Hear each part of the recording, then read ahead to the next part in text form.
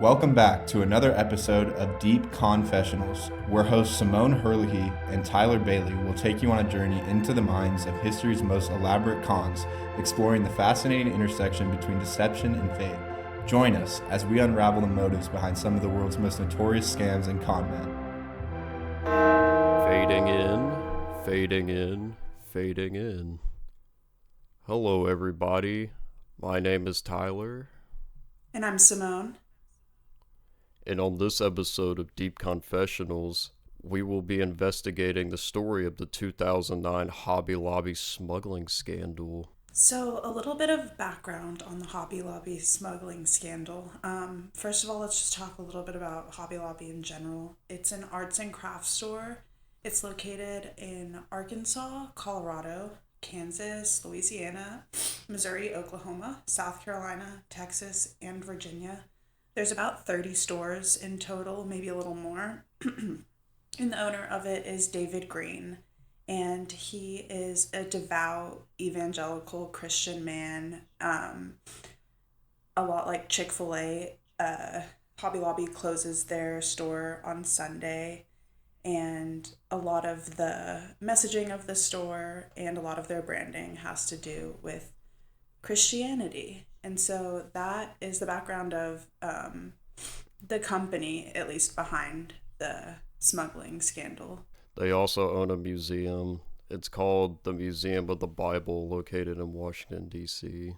Oh, yeah. So, paramount to that, the scandal started when representatives of the Hobby Lobby bought $1.6 million of Iraqi artifacts from dealers in the United Arab Emirates.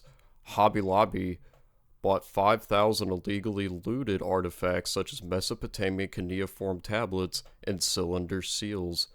The cylinder seals were impression stamps used by the people of ancient Mesopotamia. The seats were used by everyone, from royals to slaves, as a means of authenticating, identify in correspondence. In time, they came to be recognized as one of the personal identification of those artifacts. It's part of like prominence, or what is it? Provenance. Owners wanted these artifacts on display in their Museum of the Bible, which the museum has, as someone else put it, a very a huge leniency on historical accuracy. So basically that means they just have things that they'll say is historical, and it very well might be, but they'll just exaggerate on what its implications are. For instance, if they have a cuneiform tablet, they'll say, oh, and this is where, and I'm paraphrasing dramatically, but they'll say, oh, this is where Moses parted the Red Sea and they wrote it down on this cuneiform tablet, when in reality it's like a farmer's receipt for buying some goats from some other guy. It's just Ridiculous. very silly. So there are hardly any documentation with the artifacts. There is a reason for that. They wanted to keep a loose paper trail because they allegedly knew that they were involved in any wrongdoing.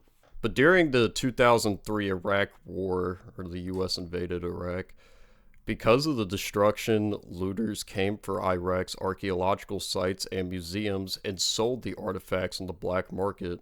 So Hobby Lobby, the artifacts were shipped originally to the UAE, and Hobby Lobby then purchased it from people who had illegally smuggled it from the UAE, allegedly as well.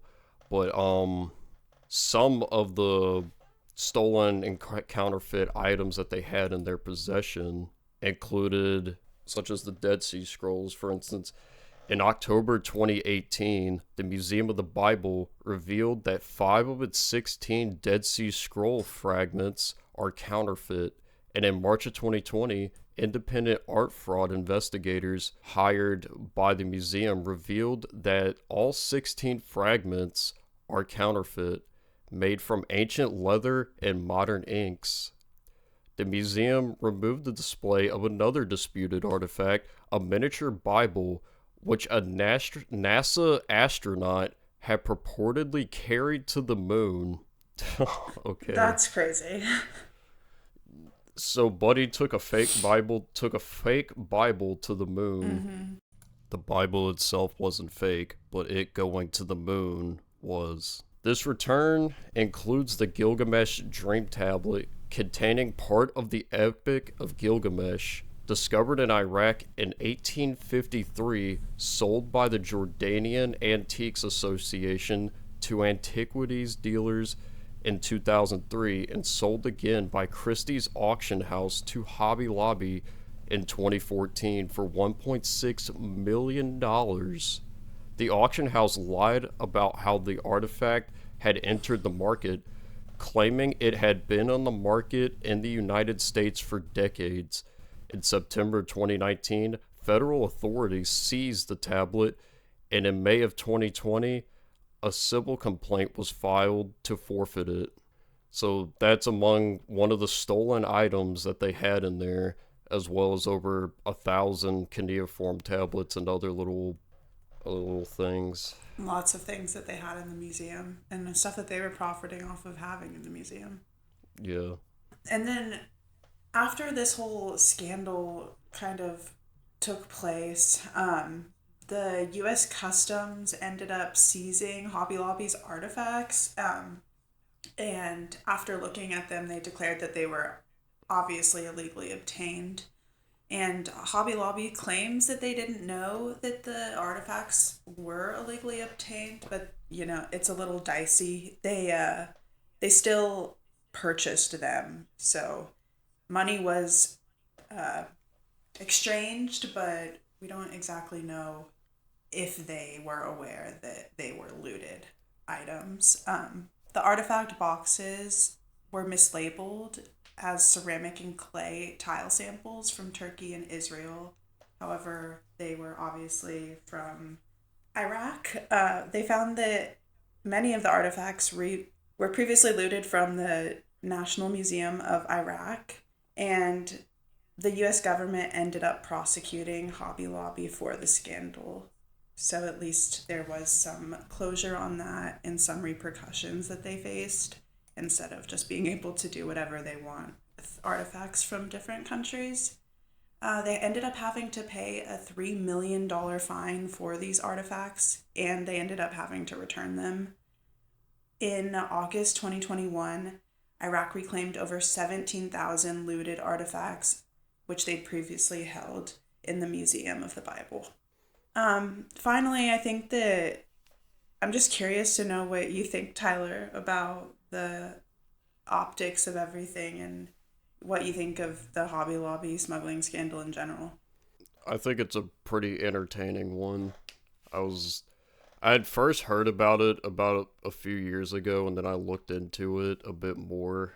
And yeah, the means at which you got to understand that when it comes to like a war zone like it was in 2003, that a lot of the means for these smugglers to get these artifacts is just not the best of ways, let's say that. A lot of people had to die for these artifacts to be collected and then be transported across the Persian Gulf.